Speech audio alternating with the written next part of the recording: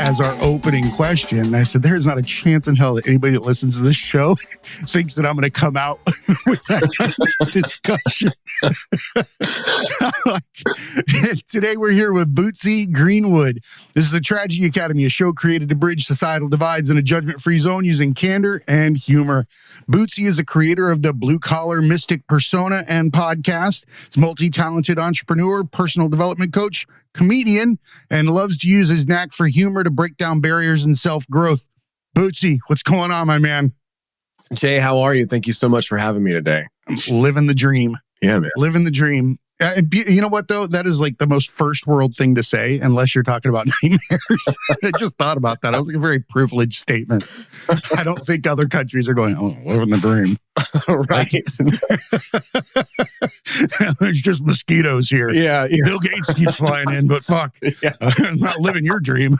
That's right. It's some dream, but... Right. So welcome to the show, man. Tell us about yourself. Where are you from? Yeah. So I live in Georgia. I'm here just outside of Atlanta, Georgia, in a little college town called Athens. Okay. Okay. You know, kind of got stuck here during the pandemic lockdown, which I was happy to be, right? Like it could have been in a much bigger city. I think it would have been a little bit more difficult. It gets very purge-ish yeah. when the shit hits the fan and they're in apartment complexes. Yeah, exactly. Right. So no, I don't want in that. Like a neighborhood during that time. And then I started like putting the kind of comedy community back together, curating the shows and, you know, doing those types of things here as things started to come back again. And then I've studied a lot of different books in self-help and spirituality and stuff like that. So I synthesized a lot of information there. And that's one of the things that I like to do and share on like YouTube and stuff. There's this one book here that was really impactful to me. It's called Reality Transurfing, a weird name. What's his name? He's Russian, right? Yeah. Great book. Yeah. I read that not long back. It's a lot of truth within those pages. And I think that people would understand it if they utilize their time to listen to people like yourself who break things down into a digestible manner that through analogies, humor, juxtaposition. I believe that people like yourself are a conduit for interpreting the life experience. Right? And making it palatable for everybody and taking those, what are not difficult concepts, because I don't like to say that, they're concepts that require a different lens with which to view them and decipher them. You yourself have taken the time to sit down with books, likely meditate, and find that these are the ways that you can translate this information. So I appreciate you. I'm super excited to hear about what you thought about that book. And I saw you interviewed somebody not long ago talking about this exact concept. So I'm excited to hear more. Yeah. Let's go. Yeah, dude. It's an interesting one for sure. Like I had read all these other books even prior to that. I really liked a lot of the stuff in the early 1900s, the New Thought stuff and Emerson, the Transcendentalist, all that. But this particular one seemed to really tie a lot of things together because it's like, it's kind of an approach. He's more of an individualist. Like a lot of the spiritual books that you'll hear and read, they're like, oh, well, you know, we should just do what's in the benefit of every, you know, the group and all this stuff. It's more passive and more, you know, communal, you know, but this has a good mix where it's like, it should be good for you. Like you should be doing something you enjoy and also that serves the world, you know? Oh, that's what we're made for. We spend 99.99% of our time trying to be somebody when we're already a character. Right? Like, what's the point in fucking putting all this time into being somebody when all you had to do was be yourself? Right? But I like to describe that as a curb or a cliff and a curb. You walk up to it thinking it is, you have a blindfold on, and to be yourself means you have to step off that cliff and trust that it's going to work out. But the reality is, once you take that step and you remove the blindfold, you realize that the cliff was a curb. There was really no shit to go through. It's like, you're at the frat party with a rope tied to your ding dong and they're like, oh, we're going to throw this thing, and you're freaking out when really you're just sitting in Denny's, right? Like it's not a thing. So I'm with you, man. Yeah. It's I never knew that though. I was that guy. I never knew. Like, I didn't either. I didn't learn until like 42. Right. I can be myself. That's enough. Like, that's really all that is required. Because the whole point of the book is really to just be in alignment with yourself, to be your most authentic. So you should be doing something that you enjoy or pursuing something that you enjoy. And that also, people get something out of. So that's going to obviously be different for everyone. And everyone's got a lot of just natural skills. One of my mentors years ago said that just because it's easy for you doesn't mean it's not valuable for someone else. But whenever it does seem like it's easy for us, I'll just do it, right? But you don't realize that to the other person, they don't have that same skill set. So it's incredibly valuable to them, That's why your show is very important. And that is that it gives lenses to people in situations they wouldn't have had them before. I like to think about them remember Benjamin Franklin's bifocals? Yeah. Right? And you could select and move them. I feel like there are opportunities in life where you can hand people a new lens to bring into their sight. And they'll be able to interpret things or see them, kind of like the old cereal box with the red and the green, and you put on the glasses and it lets you read the secret message. Yeah. The secret message is already there. Right? Yeah. The secret message was there and it said, drink your Ovaltine or some shit like that or whatever. Some ad bullshit. But it was there, right? And it was there the whole time. All you needed was a lens with which to view it through. So a podcast like yours, books like these that are being interpreted and digested and given back in a manner that it creates a new lens, man, that's unlimited potential, right? And you don't have to worry about, are they ready for it? Is this the person that I should be talking to? No, you're fucking throwing keys out into the wind for locks that somebody has somewhere. Yeah. And they'll find it when they need it. Yeah. Your only job is to make authentic keys. There we go. I like it. Yeah. Right? Yeah. That's the so how did you get into this, man? How does one bridge blue collar to mysticism or mystic? Well, I grew up in West Georgia, so kind of around. Praise the Lord, past the biscuits. Yeah, exactly. I'm with you, man. I grew up in Okeechobee, Florida. And the meth, right? Dude, again, I hate to be on the understanding side of this, right. But I'm 100% with you. So, I don't know. That's just my background. I grew up, just in a pretty chill, more suburban, urban, or, bourbon. Bourbon. That's a great description. Listen, man, all our bottles are square. Mm-hmm. That's right. That's right. But yeah, and where I grew up, it's developed now, but it really wasn't.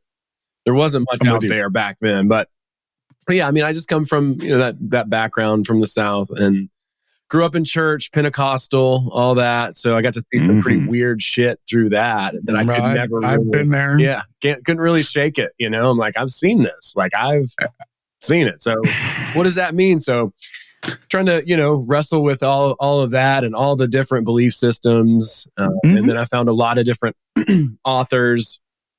The more curious I got after college, Robert Anton Wilson being one super impactful one to me. Very, very brilliant mind. Yeah. Love that guy. He synthesized a lot of information himself.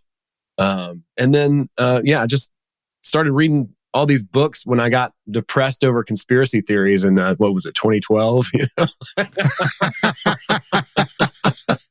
It can get really troubling with the amount of misinformation that's out there guiding people through what is supposed to be a beautiful experience of discovery. Yeah. Right? But instead, you're tripping over other people's bullshit that they're throwing out there on the way. I'm one of those people that does not like to learn from anyone. I want you to tell me where you found it, and that's all. I don't want your opinion. I don't want you to tell me anything that you filtered through your lenses because they're tainted. right? Yeah. Not in a bad way. They're just your version. And I'd like to get the unfiltered version first. You can come discuss it with me after. I'm cool with that, but let me digest it alone and then come back out there and speak on it in my own manner, because I feel like people will plant seeds on a path that really you wouldn't have wasted your time on had you not considered what they were saying. Right. Right. So that's how I like to take all this in and bridge my own gap. Much like yourself, I was on a journey, so to speak, through changing careers, leaving the corporate world as a solution architect, and then sitting on the ground, started meditating, and, ended up where I'm at now. Right. So I definitely can identify with you. The spiritual trek that you take when you come up in a southern religious Bible Belt area is one that is very unique, right? Because it's hard to get angry at somebody that's saying nice things to their face that are hiding other times being another way, but you don't get to see it as a kid. They are, but you're not laid witness to it. So you're just stuck in a position where you're not quite sure. Mm-hmm. You're like, is this real? I don't believe he's telling the truth. And kids are the best lie detectors on the planet because they don't have filters dirtying up their views. Right. That's also why they walk up to you with no wherewithal and say, your front tooth is broken? Right. You're like, fuck, I know, man. Yeah. Everybody knows. We just don't say anything about it. Right. So I feel like when you grow up, or at least when I grew up in that situation, I did end up, I church jumped a little bit because, I wanted to see where the girls were. Right. That was one of the options. You went from Baptist to Pentecostal. That's where I got, I remember I went there. It was like my aunt went to that church and we went there to look for girls because who the hell knows who God is when you're 14 years old or 16. Yeah. Like you can pretend you're religious, but bro, you don't know shit. I like to think that, getting saved at 8 really makes sense to me, but I'm not I don't bag on religion in any way. By the way, if it gives you a moral compass, if it helps you navigate life and you're doing it to better yourself or those around you, fucking rock on with your bad self. If you're spreading hate, if you're standing out there like Westboro, some other shit like that, I got no time for you. Do you know what I mean? But I do understand. I think a lot of people are going to listen to this, and I believe that we're in a different day and age where the blue-collar, rural area Americans are getting the opportunity to be in touch with others. We have a collective consciousness that has now grown that is the internet. Right. And you also have to look at the fact that up until more recently, there was a socioeconomic divide in that as well, where a cell phone that existed for white collar for X amount of time had not even made its way to Papa and Nana and Uncle Randy and, everybody else out there in the fucking holler or whatever. And they're plugged in now. They get the opportunity to converse and get a new viewpoint outside of what has been the North Side Church or the West Side Church and the, 1, 2, 3 that are in the town. It's true. Right? Yeah. And I love that you challenged the status quo mentally. I'm not talking about on the outside. Mentally, you were able to hold yourself in place and start filtering things on your own. So kudos to you. Well, dude, I appreciate it. Yeah, I really didn't want to put any spin or anything like that initially. Never do. Like, that's why I'm like, I'm just going to read this book for people to hear it, and then I started making a couple of videos just explaining the concepts because like it's a lot. I mean, you can see like it's pretty thick, it's like almost 1,000 pages. Yeah. The pendulum is a very, very important role in that book. And it's very eye-opening. Mm-hmm. And being someone that's read this and you'd like to talk about this recently, why don't you tell us what the pendulum is? Because I try to explain this to people because it's macro and micro. Yeah. Yeah. That's what's crazy about it. Yeah. So what's really eye-opening about this book is just understanding energy and how it moves. It's obviously it's a real thing. It's a little bit harder to measure or quantify or, whatever, because we have these experiences of it. Until you have the lens. Right. Right. So, but one of the second chapter, it is really one of the biggest ideas is that there are collections of energetic information that kind of cluster, like energetic informational structures. You might know it in magic as egregores. There's tulpas or tulkus in Buddhism, but the idea, or like maybe even demons in Christianity, right? But like the idea is that these energetic forms, and we can kind of look at any sort of organizational structure. So wherever two people or more come together, there's this energy created. There's basically an energetic expression of any physical object. So a group of people who are protesting, or a group of people who are part of the church or a governmental system or body, or a volleyball team, all of these things have an energetic component to it. The culture at your work, that is a pendulum, a perfect example. One example I like to give is like if you've ever been to a football game or whatever, right? Like you feel the energy of each team, and there's positive energy and there's negative energy, and you can feel them both very palpable, but they're both just as powerful as each other too. So the negative energy, even though it's negative, it still has that momentum. And that's why there's no such thing as bad press, right? Like, so there's a lot of people who might argue, but right. Well, there's a lot of attention moving. I know. I'm with you. But yeah. So I don't know. I like the example of a stadium. That which gets focus is what comes to fruition. Yeah. I mean, there's an old book called The Crowd by Gustave Le Bon.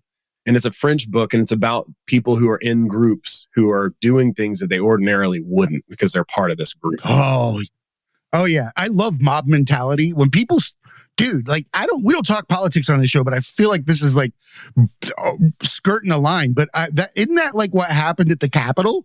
Like some people just straight lost their shit that normally wouldn't have lost their shit. Doesn't that always happen, right? Like, it always happens. Right. You see it across the board over time. Would you ordinarily by yourself pick up a brick and throw it through a store window? Probably no. Most people won't, right? Would you normally go to a beheading when you lived in France in 18 whatever? Right. No, it's because everybody went to the beheading. Exactly. That's exactly right. Yeah. So these collective energetic structures, whatever they are, right? Like that kind of group up. A weird transference. Right. We're like connected with them. And a big part of the book is like, if you're giving yourself over to these systems, these groups, these energies, then you're losing out your own identity. Like you can become so identified with literally any group or any ideal that you completely lose a sense of who you are. If you got, we could use any example, but I try to use absurd ones, right? Like you could become so obsessed with the Los Angeles Lakers that you don't go to work anymore. You sit at home and watch reruns of the Lakers, and you buy all Lakers gear, and you go into so much debt, right? Like just wearing those 70s like headbands and wristbands everywhere. Okay? At least you look good. You got style. Yeah, right? Dude, I'm with it. They need to bring those back. That and tube socks with stripes. Absolutely. But you can give yourself over to anything so much that you actually lose your identity, and you're basically living for it. You're like a puppet. You're describing how fragile the human experience is, and also how it's created from within, right? Into an outward perspective. We believe that is how we're supposed to navigate life, when in fact, we're supposed to be taking it in. Right? We're not supposed to be outwardly projecting ourselves. We're supposed to be consuming the world around us as the gift that it is. Right? But we don't do that. We walk around and we try to, throw our chest out like Conor McGregor and wear 18-piece suits and spinning watches because that's what they want us to think, or what he wants us to think of who he is. Conor, don't come fucking punch me. But in reality, this is what we do. We create personas. Right? Yep. That is what is the ego. It is a persona. It's what you create. It is your character. It is your avatar. It is whatever you want to call it. Right? Because it's made up. Yeah.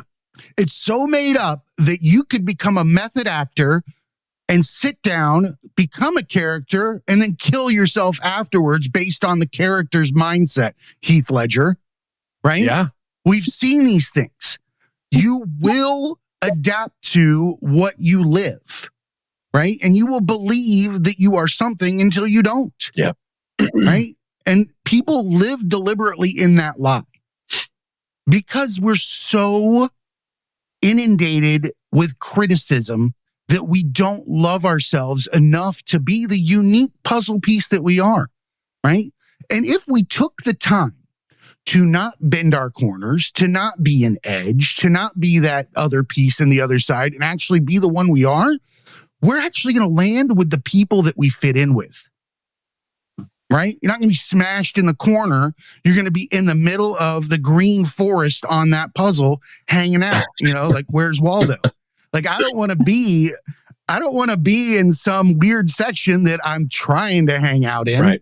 That sucks. I did that. It's the whole reason why I do this. I did so many characters. I proved you can do them all, right? Like, you can do them all, but you're never going to be happy until you find the one that's yours.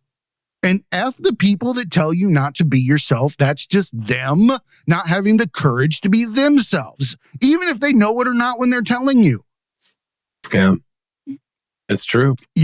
So you find yourself in the library of spirituality and self-knowledge. You're going through it. You're finding all these different interpretations.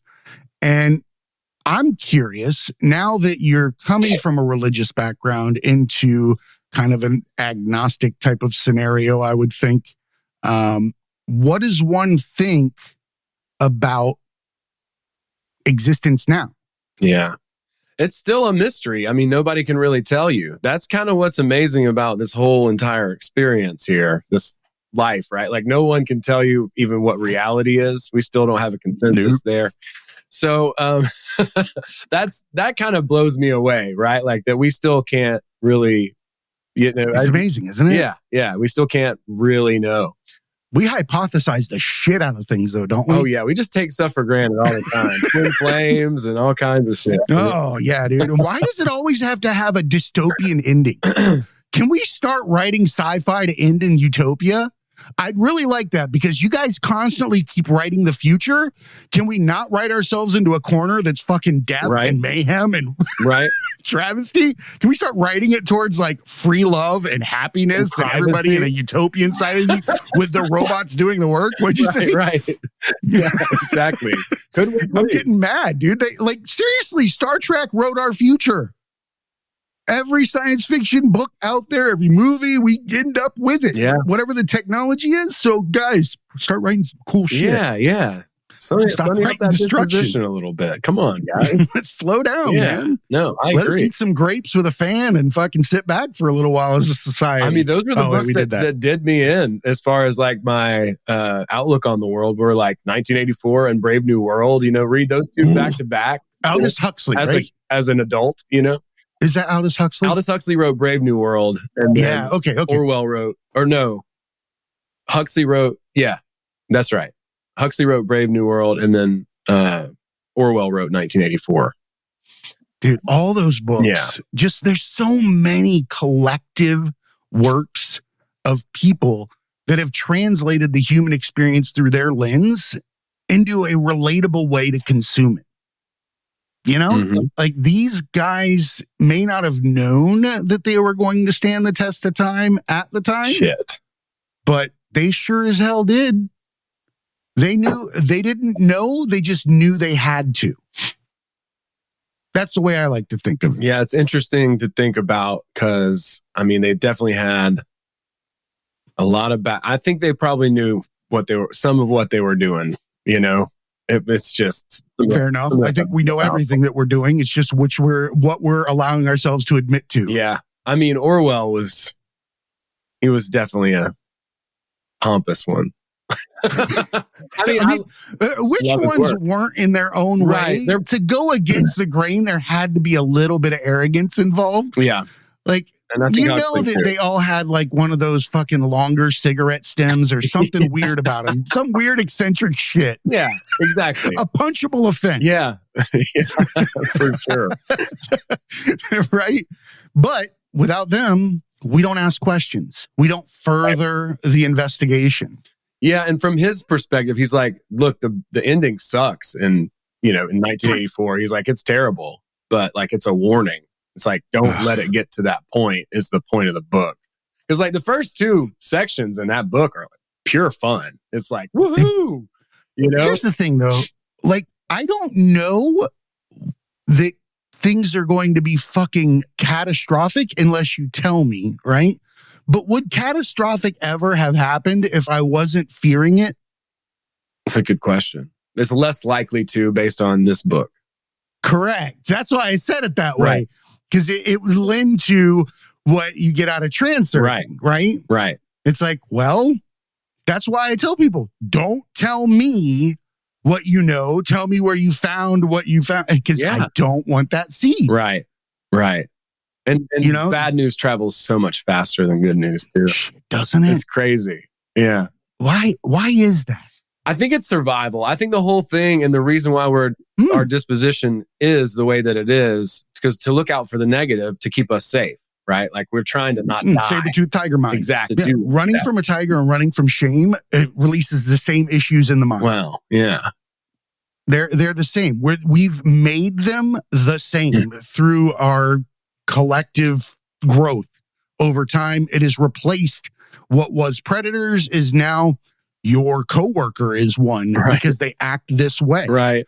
Right. Or your boss is one or your spouse is one, whatever. You know, the predator is related to the situation with which you're in. If that makes sense. Yeah, no, it does. It's changed the face of it, right? Like it's still there. It really has. The essence is there, you know, and that's another idea, you know, like that's back to your puzzle piece idea, right? Like understanding our essence, who we really, really are at a deep level, like that's going to lend itself to opening up what our natural skills are, you know, what we can be good at and how we can help other people. It's so interesting. I took a personal branding class a few years ago, which I didn't even know existed, but I guess people do this all the time, especially actors. And the way that they did it was they would just like, there was this guy named Sam Christensen who was probably the most famous casting director in Hollywood, like in the 60s and stuff. And he would take all the letters that would come in on the fan mail about the actors and then take the characteristics that people perceived about them and then cast them for that particular role. You know, so all great actors play themselves is one of the quotes in the book. I firmly agree with that. And so there are very few actors that play multiple roles. Most of them are really good at playing themselves and getting cast in it. Right. Exactly. Billy Bob Thornton. You know what I mean? He's going to be... Bro, that guy can do any role. He is a genius at interpreting the human experience. Like Sling Blade and Bad Santa. Yeah. Good point. Like, if you can't... I'm in a French fry. Yeah. I remember that movie. Oh, my God. Oh, that's so funny. That dude he's definitely mumbling shit at home. Oh, yeah. Oh, man. Like, I would love to be a fly on Billy Bob Thornton's wall for a day. Like, what is he doing? There's no It's got to be an interesting thing. Yeah, but, for sure. Yeah. Sorry. No, that's cool. No, the point is just like people are, you know, discovering themselves at such a deep level, like what their real essence is. And so they take those characteristics, how people perceive of them, and then just double down on that. And that's really, you know, kind of a cool recipe to understand authenticity. So I think like down at a deep level, the way we're wired, and it's about, that's really what the book, you know, kind of shows you how to do, is to reframe things in a way where it's like, wait, I don't have to just live in fear. You're not wrong at all. Because I do believe that actors they get a lot of shit for having opinion, right? And I get it. I get why someone would think they don't. However, I will highlight this. Their job is to act like everybody else and feel what they feel on a camera. How many times has other people taken the time to put themselves in someone else's shoes in different positions in life? I think that while they're not of that background, that whatever they are representing from whatever picture, if they're worth a grain of salt in their acting career, they've taken something from that viewpoint or that background and brought it to life, and it remains with them as a lens with which to view life through. Right. It should. Yeah. Like, otherwise it was no good and it's a B movie and I'm watching it with my friends because it's fucking fun. Right. You're making fun of it. Yeah. Oh, man. No, that's a good point. Yeah. I mean, a lot of people, they don't think about anything from anyone else's perspective. So it's nice to have that practice, for sure. It really is. Mm-hmm. So tell me, Bootsy, how does one get one of the coolest names in music as his nickname? Because that's bold, but you look like a Bootsy. I appreciate that. So here's what happened. My birth name is Owen Hunt, which that's another badass name. Fine name. I'm not mad about it. But there's a guy or the character on a show called Grey's Anatomy. Yeah, I know, my wife's favorite show. Right. Yeah. And so, his name's Owen Hunt. So if you Google Owen Hunt, comes up mostly him. Some redheaded doctor. That's not me. And there are other Owen Hunts as well. And so I went with my stripper name, Oh, I love that, dude. Your stripper name. Right. So if people don't know, do you know how to calculate it? Like what the formula? No, I don't. Okay, please tell me. I hope it's fucking heinous. Usually it works. Like I like to do this sometimes from stage and just mess with people and see what their stripper name would be. But it's the first pet you ever had and then the street you grew up on. So we had a cat named Bootsy. Greenwood Drive. My name is Butch 441. Wow, dude. That's a badass name. I sound like a fucking drink. I'm drinking some Butch 441. Like a Mack truck coming through. I don't. What music gets played for Butch 441 coming out on the stage? Everybody coming out on the stage next is Butch 441. He's down and down. I don't even know what you put behind that. DJ's like, what? Huh? Like he's in royalty free. Camptown races? What the fuck? You're wearing a wrestling belt, though. It gotta be, right? It's a gimmick at that point. It's awesome. Like, I'm wearing platform shoes. I'm doing some weird shit. We're 41, man. I love that. Yeah, just a highway in the middle of effing nowhere. What part? Where? Okeechobee, Florida. My grandfather had a dairy. I grew up in a field in like a foreman house with jack shit around me. It sucked. But it gave me the fire to get the fuck out of there. I'll tell you that. Good for you. Like, I left like a Back to the Future fucking ending. Like, that shit was out of there. And I never looked back. I was like, hell no. Backwards, racist, ignorant. Not that maybe it's changed somewhat now, I think, with, again, information being, put out there. But at the same time, I got no time for that. Yeah. I just really don't. Life's too short for me to even entertain that you have a problem with other people. Yeah. Like, go do that on your own time. Because the harder I live, the more aware of that I am, the more people are going to be around me with it. That's exactly right. Comedy. Yeah. Why? I don't know. I ask myself that all the time. What was I thinking? Right? Yeah. I've always just loved comedy. And I was a musician forever. And I guess it happens a lot where musicians will go into comedy and comedians will go into music. I guess that happens a lot. But I was a musician all through college and I just loved stand up. I loved SNL growing up. And some of the most impactful stuff, watching Chappelle's show in college when it came out at its peak. And then Doug Stanhope, the No Refund special, was pretty influential. Norm Macdonald. Oh my God. But I mean, for me as a kid, I was watching Anthony Jeselnik. Dude, I was watching like Adam Sandler and Chris Farley in their day. Oh, yeah. That was just the best. And so I always loved comedy. And then I think I got into spirituality and I think it would have been really easy for me to kind of like, just like spiritually bypass stuff and kind of just push things under the rug, that I should notice and acknowledge, the obstacles the way, right? Like we're going to go this. It's amazing how we can do that. Yeah. And you can be living in a hoarder's house of shit in your mind and pretend like you're in a fucking open like courtyard in like the palace. Exactly. And so I think comedy has helped me to be really honest about my position, my perspective. And then it's really challenging. I mean, and it's helpful for public speaking and all of that. So I mean, there's a lot of reasons why I want to do more stuff with it down the road. It's just a really fun and challenging thing to do. Why not? I guess. Yeah, no, I agree with you 100%. And it's something that I've been pushed towards a lot that I have not done yet, but it may happen here shortly. I think you should. You have a great persona for it. I appreciate that.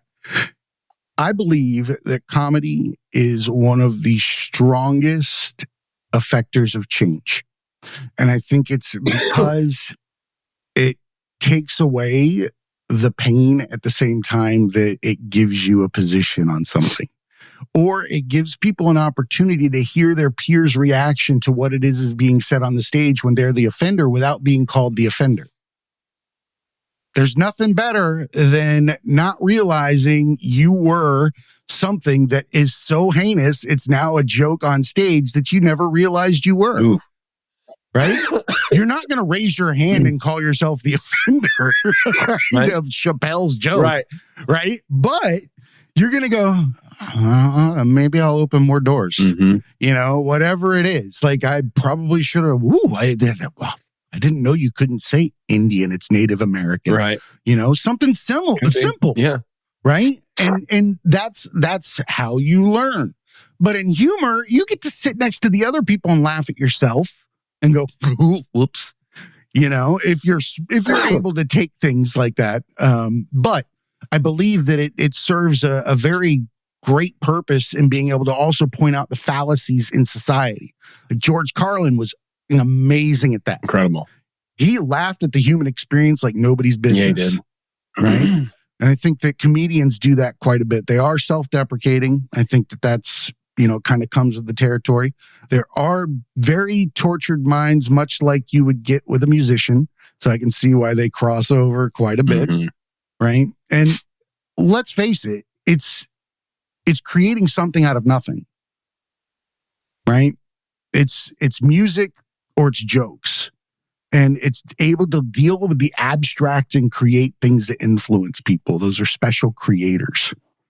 I like to think that once you have discovered that you're a creator or you've stepped into the role of creator, there are so little opportunities to be mindful in this day and age that people will dedicate very minute amounts of time when they can chisel it out to a podcast like yourself, right?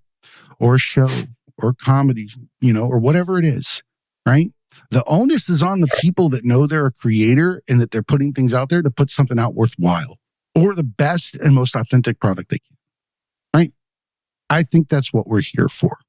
And I think that's something that you're doing, and you're doing it quite well, right? It has a signature. It has a Bootsy Greenwood scent. What is Bootsy Greenwood smell? It's going to be musky. I'm going to tell you. Musky? Is it like English leather, like my dad's old? That's right. Like an old book Is it High Karate? Yeah, like it. No, High Karate is the dude that wears like the robe, the tiger robe. Yeah. Yes. Perfect. Oh, man, dude. Stereotypes 101. Right. So tell me, on this journey, if you could pick one daily thing that people can employ to help them either begin their journey, help them on their journey, or give them something that they can just kind of grow and develop from. Yeah, there's a lot of things that come to mind. I love the whole like self-help, really culture in a way, right? Because when I first sat down to do some work on myself, I thought, I'll just write one journaling page and I'll be done. But it really 6 feet of bubble tape for you. That was 10 years ago, and I'm on page 700,000, 622 now. But it's really a lifestyle. It's got a Dewey Decimal System. Good Lord. Yeah, the amount of notebooks I've got in here. If we do get to that dystopian society, I'll have plenty of stuff to burn. You're gonna be warm. You're gonna be fine.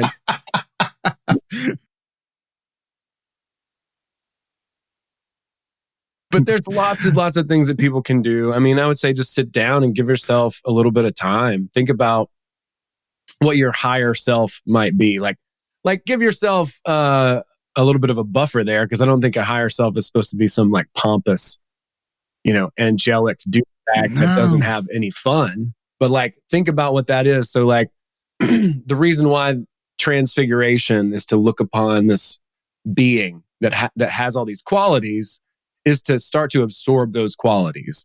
So if you can create an image of yourself, and it's like who you want to be and how you want to see yourself, and then start seeing that every day. It's just for 5 minutes, write down a few bullet points, whatever those characteristics are, whatever, and then just start to compose that image of yourself. Because all the manifestation stuff is always about getting stuff, seems like. Just be it. But yeah, you got to be you and yourself, and that's going to be the thing that's going to actually create the image that you want to see in the mirror, because it starts with us. Like, we're the big domino that knocks over next domino. So, start with yourself and ask yourself who you really want to be. One of the great kind of intense but great exercises from the 7 Habits of Highly Effective People is to think about your funeral and what people say about you at the end of your life. It's intense. But can you have 2 like sporting teams? Yeah, you sure can. Boo. You can do it however you want. Which should be fun. Mine's gonna look like a fucking Harry Potter fucking Quidditch match. There's just fucking houses everywhere. Like they're trying to sign a constitution. Why is there so much consternation in here? Yeah, what is this? and why is John Stamos here? No, Yeah, exactly. just some fucking random person. Yeah, right. There's a comedian that brought that up once. I'm not trying to jack his stuff. I just can't remember his name. It's like bringing a weird, like inviting somebody to your funeral in advance that is just random, that everybody will recognize but not know why they're there. Right. I think that's something I should employ. I think so too. It's going to be someone super bizarre. Yeah. Too. It's not going to be the a normal weirder person, the better, but you I think, Yeah, right? Yeah, absolutely. Right? Like, absolutely. Dude, it has been so cool having you on, right? I love what you're doing, and I love how you're spreading your message in digestible ways and with your own spin on it. Because it would really suck to walk up to a table to season your meal and every single fucking seasoning was salt. Yeah. Right? And everybody's trying to be fucking salt. How about you be the fucking seasoning you are, so we can get something that's better tasting, or an invite to the right barbecue where it tastes good? I don't know, but I'm tired of bland shit. Be yourself, because then everything tastes better. Yeah, man. Right? So you're being your own flavor, a Bootsy Greenwood. It's fucking amazing. We're going to come up with a signature scent for you. I'm telling you, like, you have a voiceover. There's a whole persona. Like, Bootsy Greenwood is something. Yeah, it's like, I don't know, might be a little Sasquatchy. I don't know. Bootsy Greenwood? Now, Bootsy Greenwood is cool. Bootsy Greenwood doesn't care what you think about him. Yeah. Right? Bootsy Greenwood is no.